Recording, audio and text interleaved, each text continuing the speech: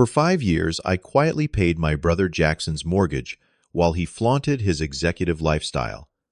I never asked for recognition, just family connection. But last Thanksgiving, when he thought I couldn't hear, Jackson told his country club friends there was no place for losers in his world, while gesturing toward the kitchen where I was washing dishes.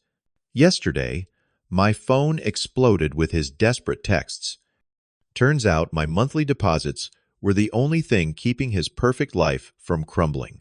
Before I tell you what happened next, let me know where you're watching from, and hit that like and subscribe button if you've ever had someone take your kindness for weakness. I grew up in a small town in rural Minnesota where the winters were harsh and the people were resilient.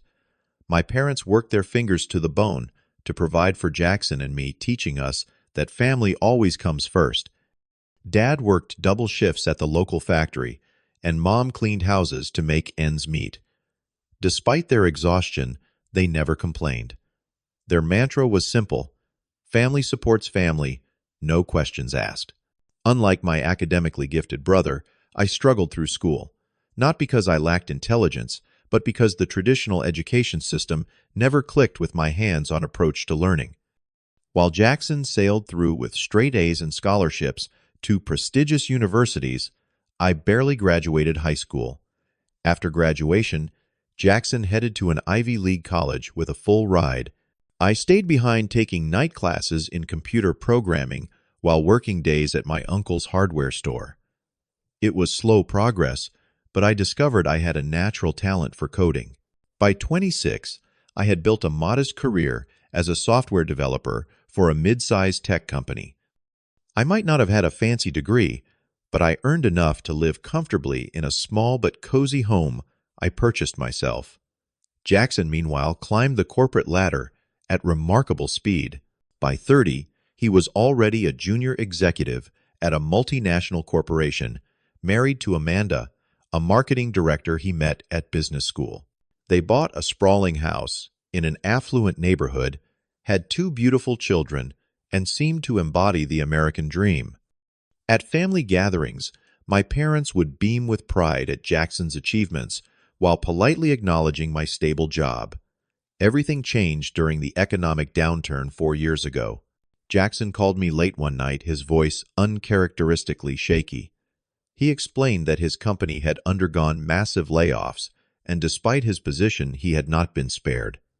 With tears in his voice, something I had never heard before, he confessed that they were one missed mortgage payment away from losing their home. "It is just temporary, Dean," he assured me. 6 months tops until I land on my feet again. The kids are settled in their private schools, and Amanda would be devastated if we had to downsize. I would not ask if there was any other way. Without hesitation, I agreed to cover his mortgage.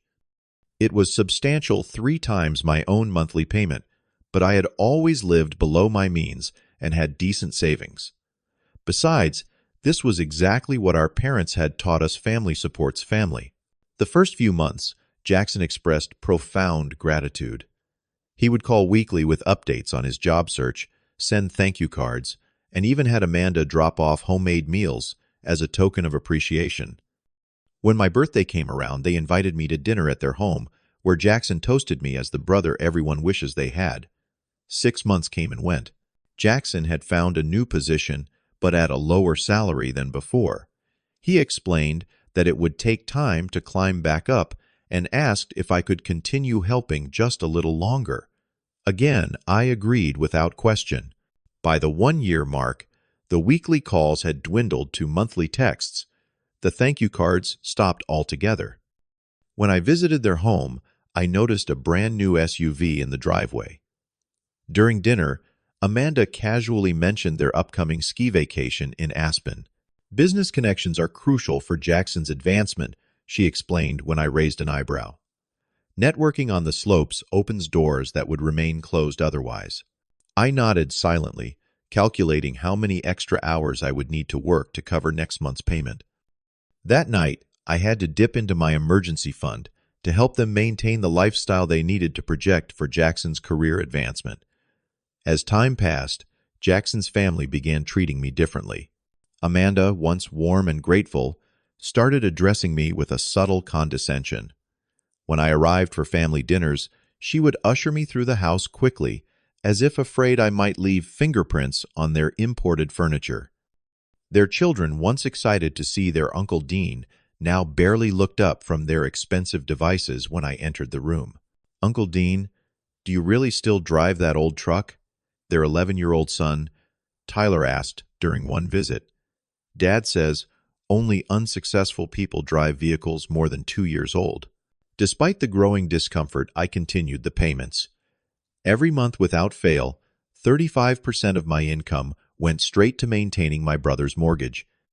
I told myself it was temporary, that family comes first, and that the connection with my only brother was worth the financial strain.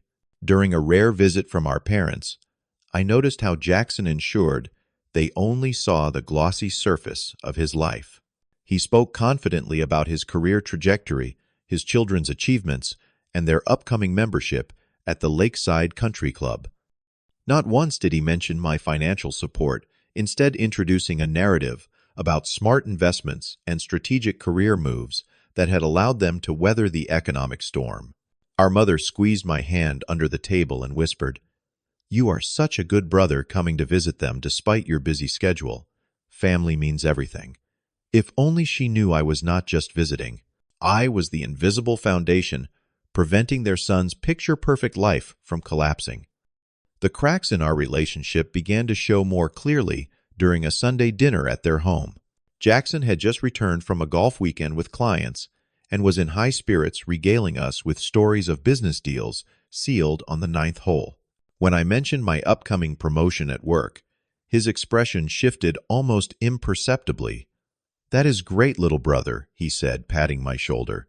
"It is important to feel fulfilled in whatever capacity you can manage." The emphasis on whatever capacity stung, but I brushed it off.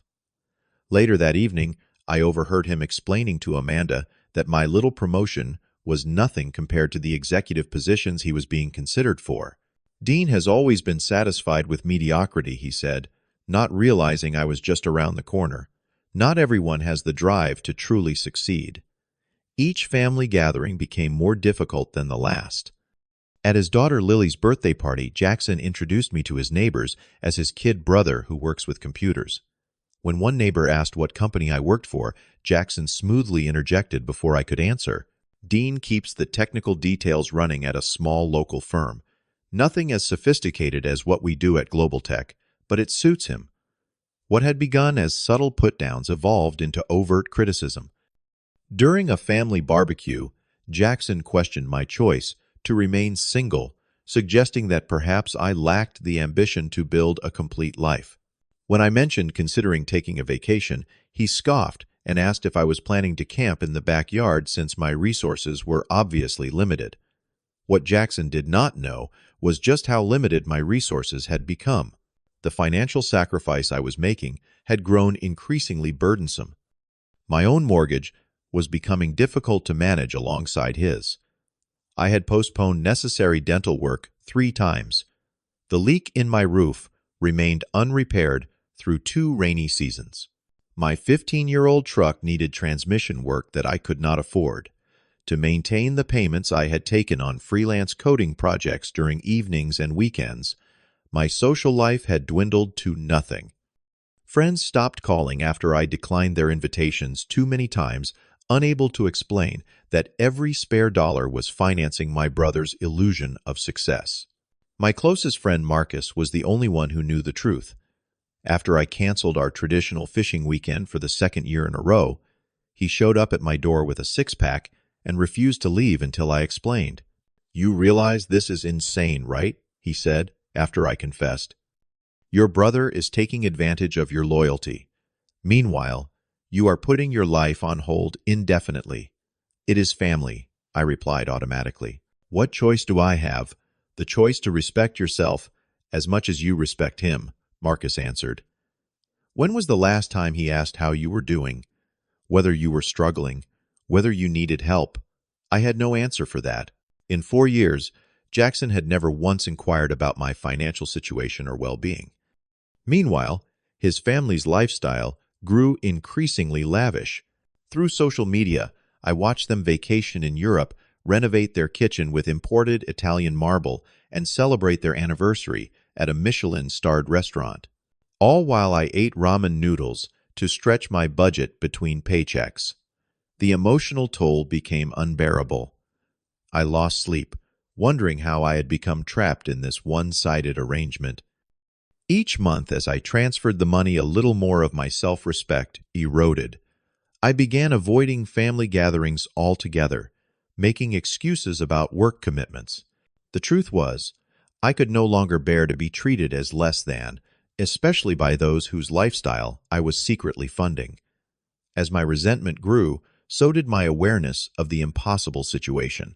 If I stopped the payments, I would be betraying our parents' values about family support.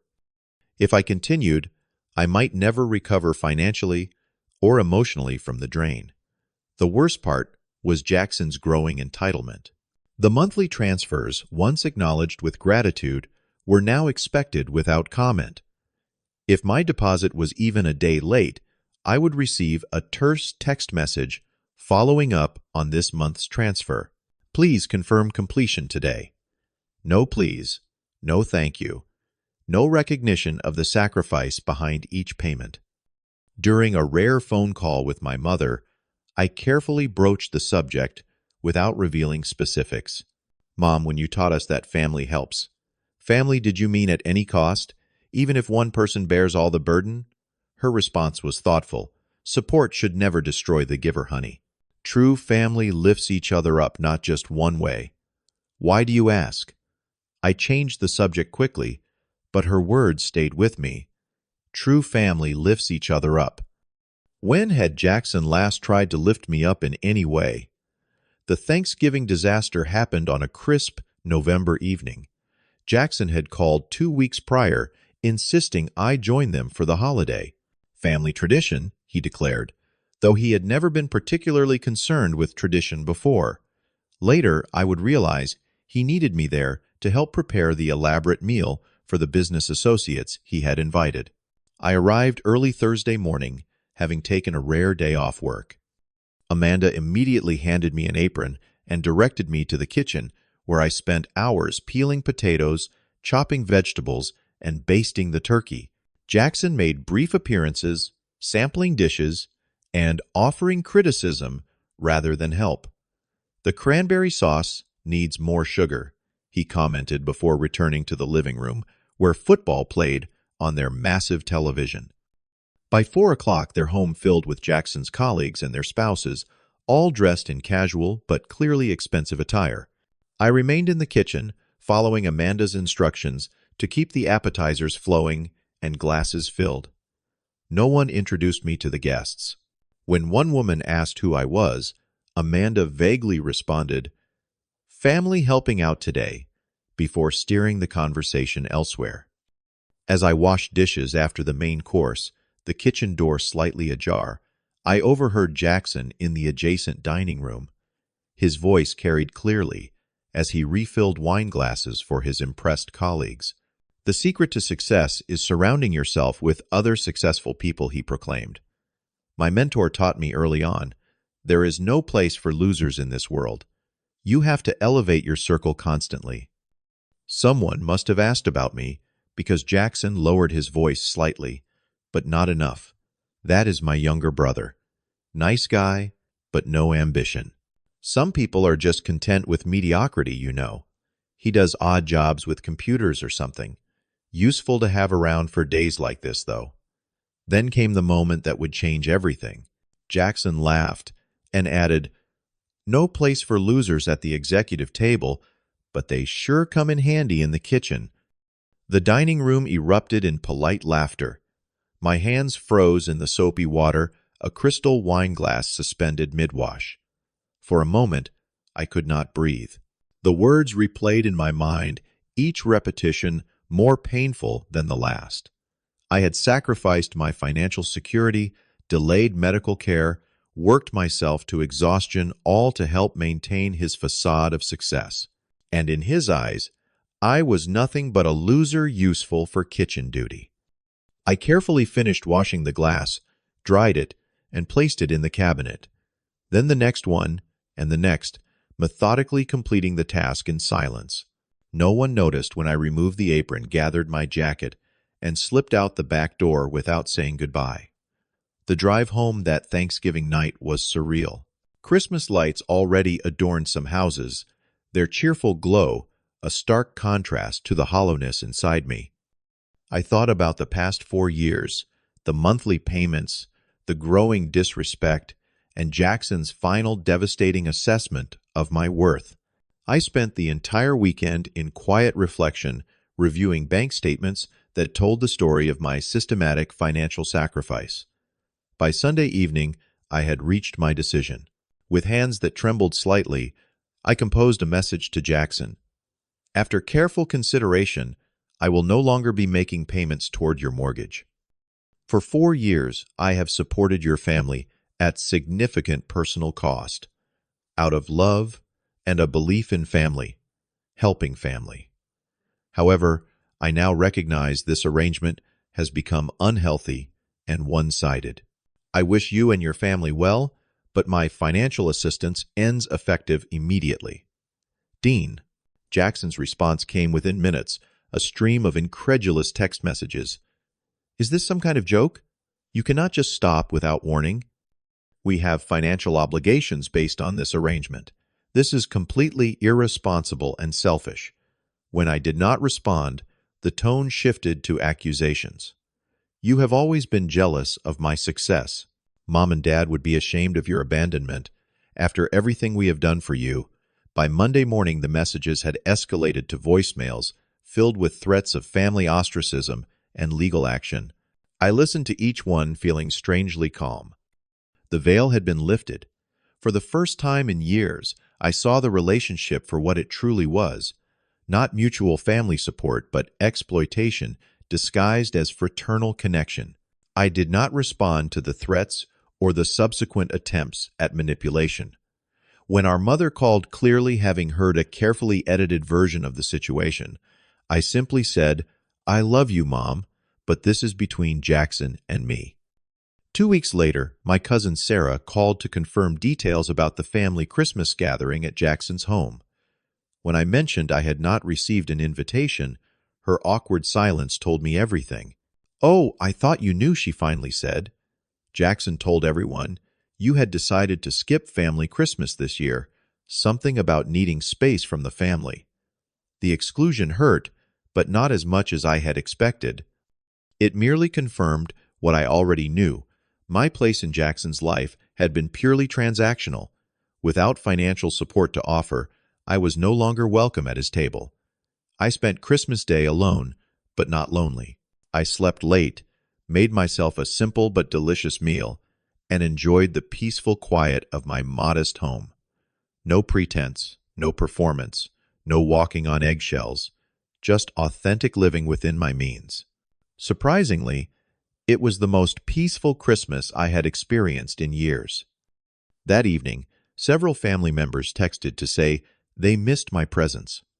My cousin Sarah called to say she had always noticed how Jackson treated me and was proud I had finally stood up for myself. Even my mother left a voicemail saying, whatever is happening between you boys, know that I love you both equally. Always have. Their support revealed an unexpected truth. Others had seen the dynamic between Jackson and me long before I had been willing to acknowledge it. The first signs of Jackson's financial unraveling appeared in late January. Through family grapevine, I learned that he and Amanda had abruptly withdrawn their children from their expensive private schools. Their annual ski trip was canceled without explanation. Their social media accounts, once showcasing their enviable lifestyle, fell conspicuously quiet. In February, I received a formal letter from Jackson's bank. Apparently, he had listed me as a financial reference years ago. They were inquiring about his missed mortgage payments and whether I had knowledge of his current financial situation. I returned the letter with a simple note explaining I was not involved in my brother's finances. By March, Jackson's desperation became evident. After 2 months of silence, my phone lit up with his number one Tuesday evening. Dean, we need to talk. He began, his voice lacking its usual confidence. Things have been challenging since you stopped helping out. I think we should discuss how to move forward as family. What did you have in mind? I asked, keeping my tone neutral.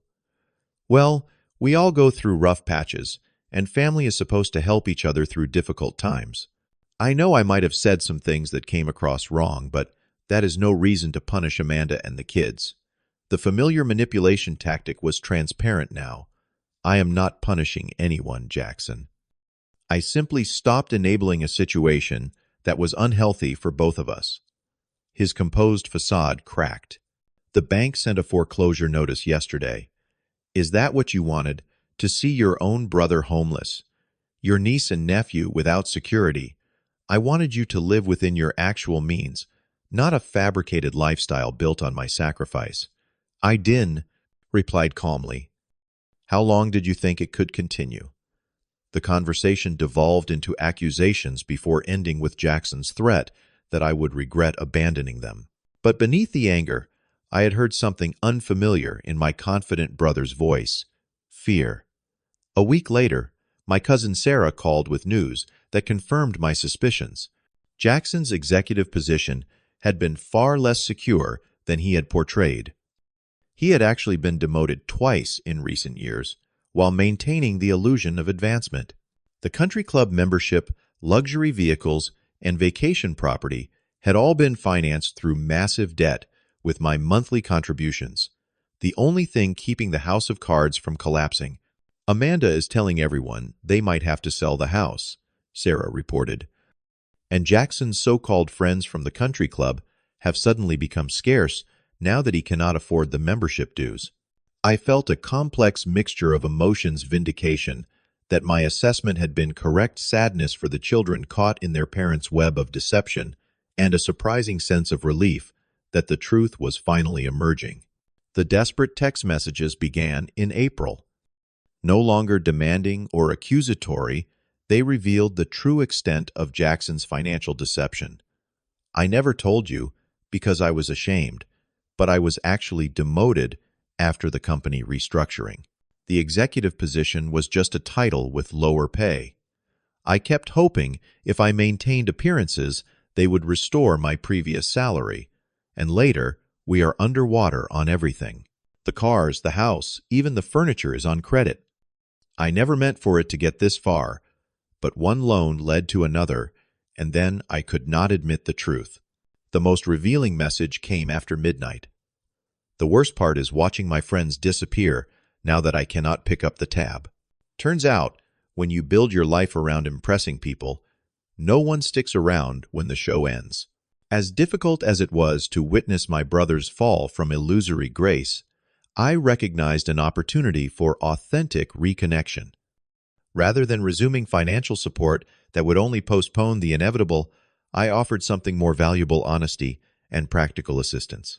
I cannot and will not resume payments, I wrote, but I can help you develop a realistic financial plan if you are ready to live in truth rather than appearance. For weeks, my offer went unanswered. Then, on a rainy Sunday afternoon, Jackson appeared at my door. Gone was the designer wardrobe and confident posture. The man before me looked tired, humbled, and genuinely lost. I do not know how to fix this, he admitted, accepting the cup of coffee I offered. Everything is falling apart. For the first time in our adult lives, we had an honest conversation. I listened as Jackson described the pressure he had felt to project success, the shame of his professional setbacks, and the endless cycle of debt he had accumulated to maintain appearances. I convinced myself I was protecting my family by hiding the truth he confessed. Instead, I created a house of cards that had to collapse eventually. I shared my own perspective, explaining how his dismissive treatment had wounded me while I sacrificed to support him. I described the dental work I had postponed, the roof repairs I could not afford, and the isolation I had experienced, trying to maintain our unhealthy dynamic. I had no idea, he said quietly. I guess I did not want to know. That afternoon marked the beginning of a new chapter in our relationship. I helped Jackson create a realistic budget based on his actual income. Together, we researched bankruptcy options that might allow them to retain essential assets while discharging unsustainable debt. I connected him with a friend who specialized in resume building to help him pursue authentic career advancement rather than the illusion of success. Most importantly, I established clear boundaries. My support would be advisory, not financial. Our relationship needed to be built on mutual respect, not transaction or obligation. The journey was not smooth. Jackson initially resisted the necessary downsizing, and Amanda threatened divorce when faced with their new financial reality. There were angry phone calls and accusations of betrayal when I remained firm in my boundaries. But gradually, something remarkable emerged from the wreckage of Jackson's artificial life. As they moved into a modest home, they could actually afford, he reported, sleeping soundly for the first time in years. Their children, initially resentful of their changed circumstances, gradually adjusted and even found value in their new, more authentic lifestyle. Tyler told me yesterday he prefers our smaller house because we actually eat dinner together now, instead of everyone being in different rooms, Jackson shared during one of our regular coffee meetings. I never realized what we were losing while chasing what we thought we needed. My own life transformed as well. With the financial burden lifted, I finally repaired my roof, completed the neglected dental work, and even began dating again. The friendship with Marcus rekindled, and I reconnected with other friends I had pushed away during my years of financial sacrifice. The most profound change, however, was internal. I no longer measured my worth against Jackson's definition of success. I recognized that my steady career, modest home, and authentic relationships represented achievement far more meaningful than the illusion Jackson had maintained. Last weekend, Jackson invited me to dinner at their new home. No pretense, no country club friends, just family enjoying a simple meal together. When his son Tyler asked about my work, Jackson responded before I could answer, but not as he would have before. "Your Uncle Dean," he said, with genuine respect, "is one of the most talented programmers I know, and more importantly, one of the most authentic people in our family." The healing between us remains a work in progress, but it is built on something neither of us fully understood before true family supports growth, not dependency. Real connection cannot exist alongside exploitation. And sometimes the most loving thing we can do for someone is to stop enabling their self-destruction. Each day, I am learning that setting boundaries is not selfish, but essential for healthy relationships. Jackson is learning that authentic living, though less glamorous, brings deeper satisfaction than any facade of success. The journey has taught me that family loyalty should never require self-erasure, and that respect must flow both ways for love to be sustainable. Most importantly, I have learned that my value was never determined by Jackson's assessment, but by my own integrity and the courage to finally stand up for it. What about you? Have you ever had to set difficult boundaries with someone you love? How did you find the courage to prioritize your own well-being without abandoning your values? Share your experiences in the comments below. And if this story resonated with you, please hit that like button and subscribe to hear more stories about finding authenticity in a world that often values appearance over reality. Thank you for listening. And remember, sometimes the most loving thing you can do for someone is to stop supporting their illusions and start encouraging their truth.